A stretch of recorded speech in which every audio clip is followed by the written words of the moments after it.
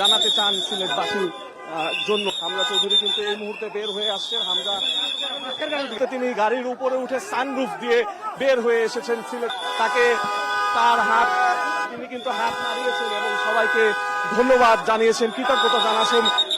উত্তেজনা আমরা দেখতে পেয়েছি যে হামজা চৌধুরীকে ঘিরে, কিন্তু এই মুহূর্তে হামজা চৌধুরী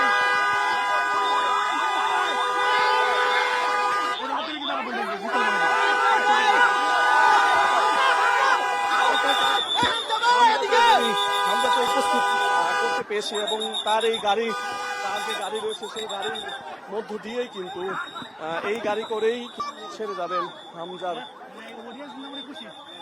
চৌধুরীর ব্যাপক। তার বাবা সহ তার পরিবারের সব সদস্যদেরকে আমরা দেখতে পেয়েছি যে এই মুহূর্তে তারা কিন্তু ছেড়ে যাচ্ছে সেই বিমানবন্দর।